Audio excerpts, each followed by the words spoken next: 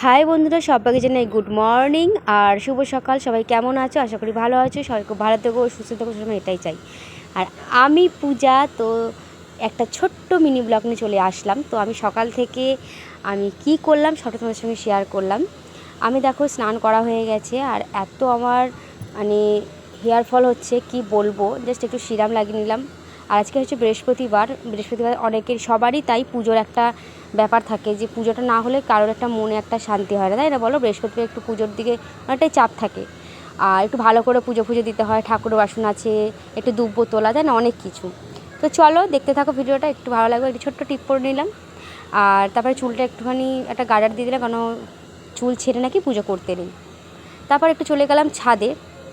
আর ছাদে গেলে আমার মনটা ভরে যায়, কারণ এই যে বেলপাতাগুলো দেখলে কত সুন্দর গাছে বেলপাতা হয়ে আছে। এটা কিন্তু পাশের বাড়ির গাছ, আমাদের বাড়ির কিন্তু গাছ নয়। কিন্তু আমি বেশি নিই না, 5টা থেকে 6টা কিংবা তারও কম, একটু ঠাকুরকে দিই। আর একটু বেলপাতা নিতে এলাম, তো দেখো পড়ে না যাই, যেহেতু হাত পাচ্ছিল না তাই জন্য। তারপর বেলপাতাগুলো নিয়ে নিচে গেলাম। আর বাবান দেখো আজকে স্কুল যেতে পারেনি, কারণ সকালবেলা আমি ঘুম থেকে উঠতে পারিনি।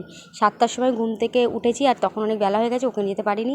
একটু পুজোর এখানটা একটু ভালো করে পরিষ্কার করে নিলাম, ঠাকুরগুলো সব একটু পরিষ্কার করে নিলাম। তারপরে দেখি ফুল দেখো রেডি করাই আছে, একটু ঠাকুর বাসনগুলো আবার মাজতে হবে। তো চলো আগে দুব্বোটা তুলে নিই। তো এই যে দুব্বো তুলছি, এটা হচ্ছে পাশের বাড়ি, আমাদের বাড়িতে দুব্বো অল্প আছে, ঠিকঠাক নেই। আর এই যে ঠাকুর বাসন মাজা পরিষ্কার করা হয়ে গেল, ঠাকুরের জল নিয়ে চলে এলাম। এই যে পুজো করা হয়ে গেল। তো কেমন লাগলো অবশ্যই কমেন্ট করে জানিও। তারপর বাবানকে এই যে ভাত খাওয়াচ্ছি টিফিনে, কারণ ও ভাত ছাড়া অন্য কিছু খেতে ভালোবাসে না আমার মতো। আমি একটু খেয়ে নিলাম, কারণ আমাকে বেরোতে হবে। কোথায় যাচ্ছি বলো তো? হ্যাঁ, আমি এখন যাচ্ছি হচ্ছে সাইকেল নিয়েই যাই আমি সেখানে। আমি চলে এলাম মেকআপ ক্লাসে।